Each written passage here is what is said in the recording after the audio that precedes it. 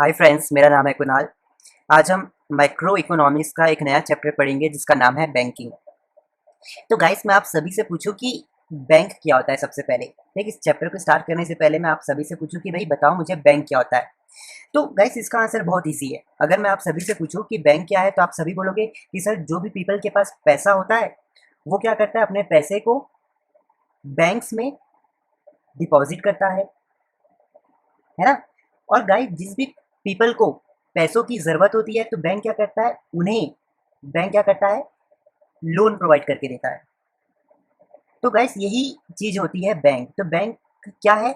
Bank एक ऐसी संस्था है, हमने यहाँ पे लिखे रखा है, इट इज़ एन इंस्टीट्यूशन। मतलब एक बैंक ऐसी एक संस्था है which receives from funds from public, जो पब्लिक से पैसा लेती है। जिन जिन भी पब्लिक को लगता है कि उनके पास पैसा ज़्यादा है तो वो क्या कर देते हैं, बैंक में डिपॉजिट कर देते हैं। तो इसका मतलब ये रिसीव फंड्स फ्रॉम पब्लिक।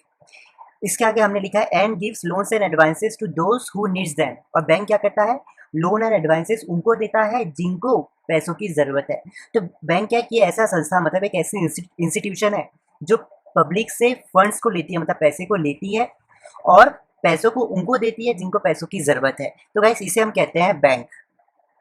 तो गाइस, बैंक हमारे पास दो टाइप के होते हैं, सेंट्रल बैंक और दूसरे टाइप के बैंक्स होते हैं कमर्शियल बैंक्स। तो central bank and commercial bank, guys, दो टाइप के बैंक कोई भी कंट्री में आपको देखने को मिलते हैं। अगर मैं इंडिया की भी बात करूँ तो इंडिया में भी आपको सेंट्रल बैंक दिखने को मिलेगा और एक कमर्शियल बैंक्स भी आप देख सकते हैं। वैसे आप चाइना की भी बात करें, वहाँ भी आपको सेंट्रल बैंक दिखेगा और वहाँ भी आपको कमर्शियल बैंक दिखेंगे। मतलब कोई भी कंट्री की मैं बात करूँ तो वहाँ पे आपको हमेशा टू टाइप्स के ही बैंक दिखेंगे, सेंट्रल बैंक और कमर्शियल बैंक्स। तो देखिए, ये सेंट्रल बैंक और कमर्शियल बैंक है क्या।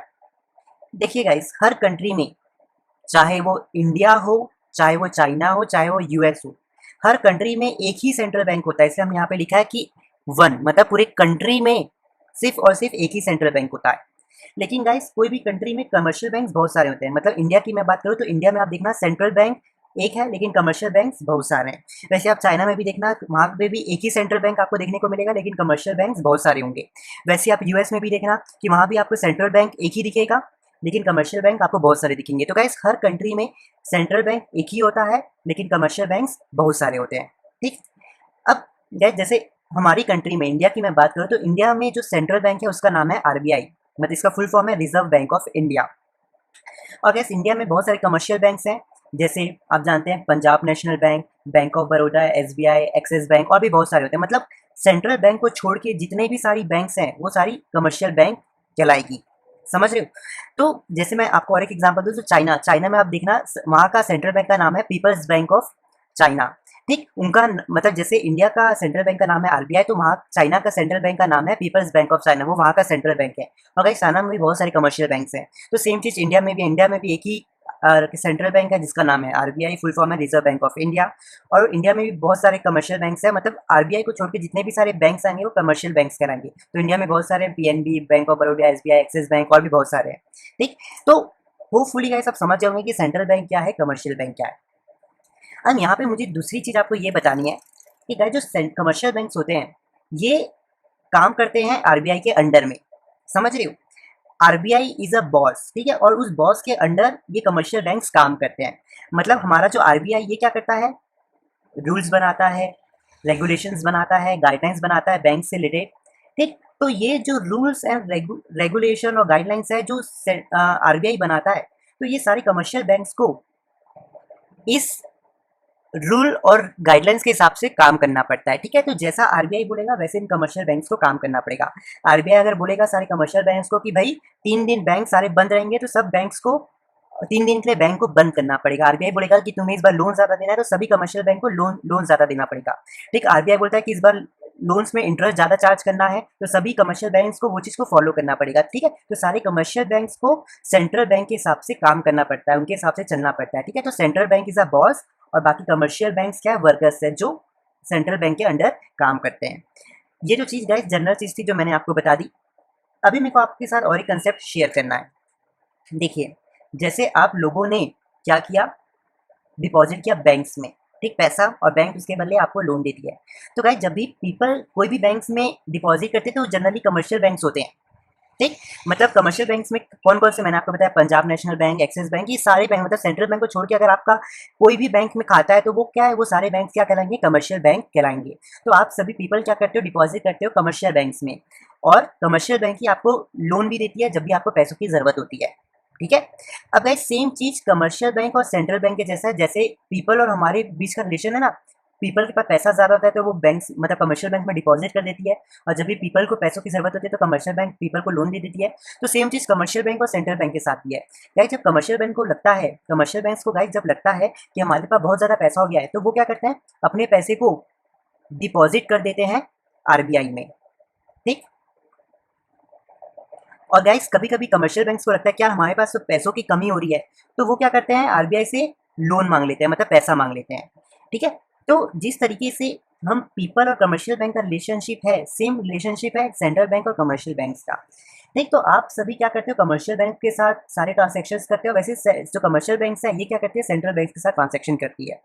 ठीक है। तो कैसे इस तरीके से कोई भी कंट्री में काम चलता है। आज के समय गाइस सिस्टम तो जनरली यही चलता है, लेकिन आज के समय क्या होता है, आजकल आरबीआई फैसिलिटी दे दिया है पीपल को कि वो डायरेक्ट क्या कर सकते हैं, अपने पैसे को सेंट्रल बैंक में भी डिपॉजिट कर सकते हैं, और वो चाहे तो सेंट्रल बैंक से भी लोन ले सकते हैं, लेकिन ये बहुत रेयर केस है और बहुत कम लोगों को ये फैसिलिटी प्रोवाइड की जाती है।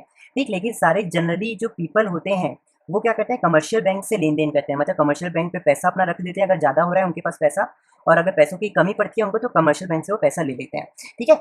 तो ये चीज़ तो थी जो गाइस आप सभी ने हमेशा समझ ली। अब गाइस एक बार मैं अपने सिस्टम में चले जाता हूँ। अब हम क्या करते हैं, हम आपको सेंट्रल बैंक और कमर्शियल बैंक की मीनिंग समझाएंगे, दोनों के बीच में क्या क्या डिफरेंस है वो भी हम आपको समझाते हैं। ठीक। तो अभी हम चलते हैं अपने सिस्टम में।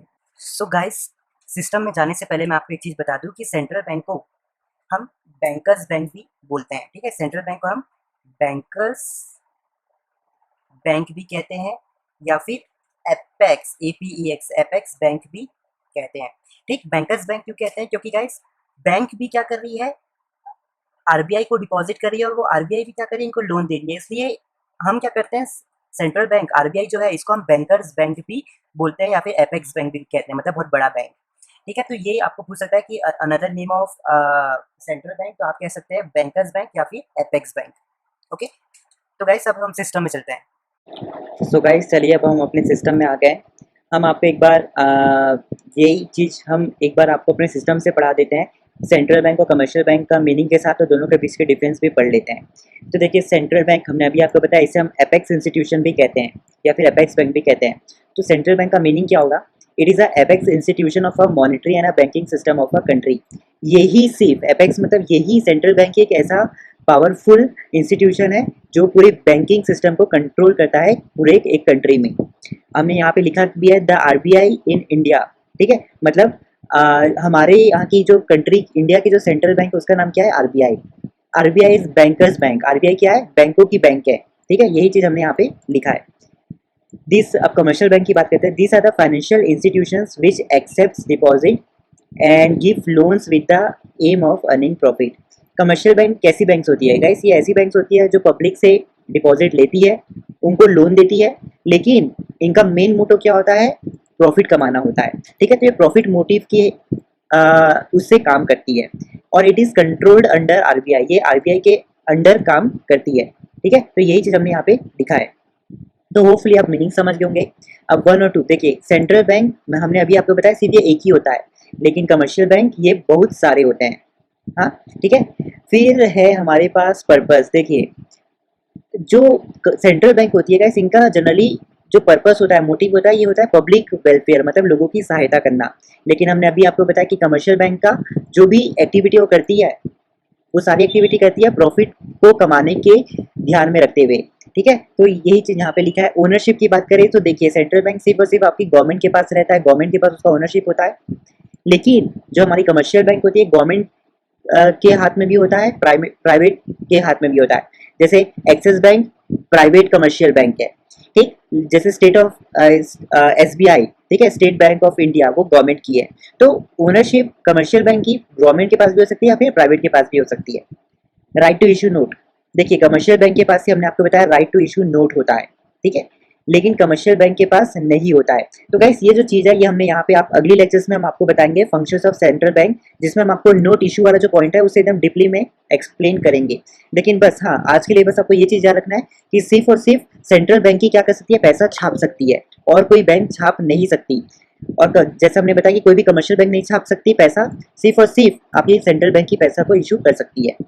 अब यहाँ पे हमने लिखा है बैंकर, मतलब सेंट्रल बैंक किसकी बैंकर होती है और कमर्शियल बैंक किसकी बैंकर होती है। तो हम इसे एक डायग्राम से समझते हैं, हमने अभी आपको बताया था।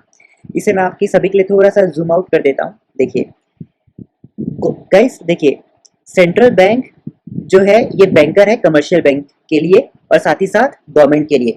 क्यों बैंकर है? देखिए क्योंकि जो कमर्शियल बैंक है ये डिपॉजिट करती है अपने सारे पैसों को सेंट्रल बैंक में, और कमर्शियल बैंक लोन भी लेती है सेंट्रल बैंक से। वैसे ही जो सेंट्रल बैंक है, मतलब जो गवर्नमेंट है हमारी, वो भी क्या करती है, अपने पैसों को सेंट्रल बैंक के पास डिपॉजिट करती है, और हमारी गवर्नमेंट सेंट्रल बैंक से लोन लेती है। तो this is the reason why central bank is a banker for government and commercial banks. ठीक है, तो वही चीज लिखा है कि जो हमारी सेंट्रल बैंक है ये हमारी गवर्नमेंट और कमर्शियल बैंक के लिए बैंकर होती है। अब वैसे ही जो हमारी कमर्शियल बैंक है, जैसा आप देख सकते हैं हमारी कमर्शियल बैंक है पब्लिक के लिए बैंकर होती है, क्योंकि हमारी पब्लिक डिपॉजिट करते हैं अपने पैसे को कमर्शियल बैंक में, और हमारी पब्लिक ही ऐसे पीपल होते हैं जो कमर्शियल बैंक से ही लोन लेते हैं। तो इसके कारण ही पीपल क्या है, मतलब इसके कारण ही जो आपकी कमर्शियल बैंक है ये पीपल के लिए बैंकर है। ठीक है, तो ये चीज़ होपफुली आप समझ गए होंगे, और हमने आज को आपको डिफरेंस भी बता दिया। तो गाइस इसी के साथ आज हमारा लेक्चर होता है खत्म। हम आपसे मिलते हैं नेक्स्ट लेक्चर में, और हाल ही फिलहाल हम आपको बता दें कि commercial functions of central bank का जो सारा टॉपिक है ये हम अगली लेक्चर्स में क्लियर करेंगे। तो गाइस इसी के साथ हम चलते हैं, और हम हमेशा आपसे कहते हैं कि आपको भी ये ई बुक लेनी होगी, एक PDF है आप ले सकते हैं।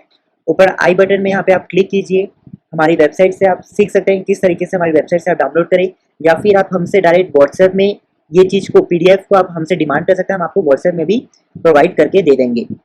ठीक, तो गाइस इसी के साथ मैं चलता हूँ और आप सभी से मिलता हूँ नेक्स्ट लेक्चर में। और हाँ, व्हाट्सएप नंबर कमेंट बॉक्स में भी है, डिस्क्रिप्शन बॉक्स में और वीडियो के बीच में भी पॉप आउट हुआ है। ठीक है, तो गाइस चलते हैं इसी के साथ। Thank you, bye.